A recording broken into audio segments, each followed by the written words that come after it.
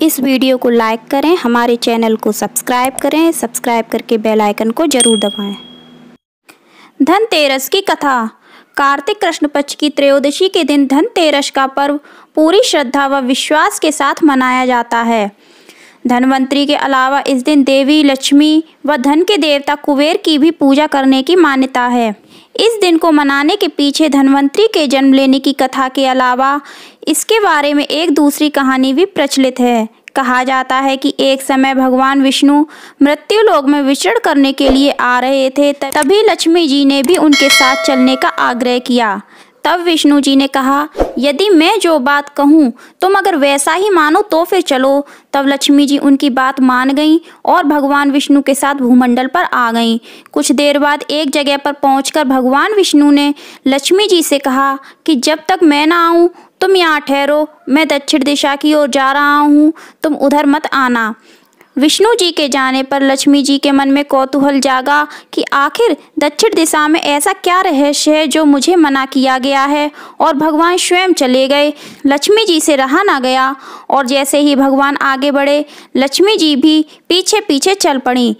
कुछ ही आगे जाने पर उन्हें सरसों का एक खेत दिखाई दिया जिसमें खूब फूल लगे थे। सरसों की शोभा देखकर वह मंत्रमुग्ध हो गईं और फूल तोड़कर अपना श्रृंगार करने के बाद आगे बढ़ी। आगे जाने पर एक गन्ने के खेत से लक्ष्मी जी गन्ने तोड़कर रस चूसने लगी। उसी क्षण विष्णु जी आ गए और यह देखकर लक्ष्मी जी पर नाराज होकर उन्हें शाप दे दिया कि मैंने तुम्हें इधर आने को मना किया था पर तुम ना मानी और किसान की चोरी का अपराध कर बैठी। अब तुम इस अपराध के जुर्म में इस किसान की 12 वर्ष तक सेवा करो। ऐसा कहकर भगवान उन्हें छोड़कर क्षीर सागर चले गए। तब लक्ष्मी जी उस गरीब किसान के घर रहने लगी। एक दिन लक्ष्मी जी ने उस किसान की पत्नी से कहा कि तुम स्नान कर पहले मेरी बनाई गई इस लक्ष्मी देवी का पूजन करो, फिर रसोई बनाना, तब तुम जो मांगोगी मिलेगा। किसान की पत्नी ने ऐसा ही किया। पूजा के प्रभाव और लक्ष्मी जी की कृपा से किसान का घर दूसरे ही दिन से अन्न धन रत्न स्वर्ण आदि से भर गया।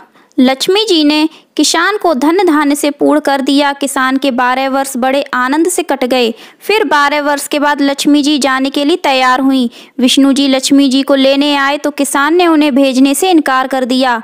तब भगवान ने किसान से कहा कि इन्हें कौन जाने देता है, यह तो चंचला हैं, कहीं नहीं ठहरती, इनको बड़े बड़े नहीं रोक सके। इनको मेरा शाप था इसलिए 12 वर्ष से तुम्हारी सेवा कर रही थी। तुम्हारी 12 वर्ष सेवा का समय पूरा हो चुका है। किसान हठ पूर्वक बोला कि नहीं, अब मैं लक्ष्मी जी को नहीं जाने दूंगा। तब लक्ष्मी जी ने कहा कि हे किसान, तुम मुझे रोकना चाहते हो तो जो मैं कहूँ वैसा करो। कल तेरस है, तुम कल घर को लीप पोत कर स्वच्छ रखना, रात्रि में घी का दीपक जलाकर रखना और सायंकाल मेरा पूजन करना और एक तांबे के कलश में रुपए भरकर मेरे लिए रखना। मैं उस कलश में निवास करूंगी किंतु पूजा के समय मैं तुम्हें दिखाई नहीं दूंगी। इस एक दिन की पूजा से वर्ष भर मैं तुम्हारे घर से नहीं जाऊंगी। यह कहकर वह दीपकों के प्रकाश के साथ 10 दिशाओं में फैल गईं। अगले दिन किसान ने लक्ष्मी जी के कथानुसार पूजन किया। उसका घर धन धान्य से पूर्ण हो गया। इसी वजह से हर वर्ष तेरस के दिन लक्ष्मी जी की पूजा होने लगी। तो फ्रेंड्स, ये थी छोटी सी कथा। आपको कैसी लगी मुझे कमेंट करके ज़रूर बताइएगा। और वीडियो पसंद आई हो तो वीडियो को लाइक करिएगा, ज़्यादा से ज़्यादा शेयर करिएगा, हमारे चैनल को सब्सक्राइब करिएगा और साथ में बेल आइकन भी प्रेस करिएगा और कमेंट में जय माँ लक्ष्मी और जय विष्णु भगवान अवश्य लिखिएगा। धन्यवाद।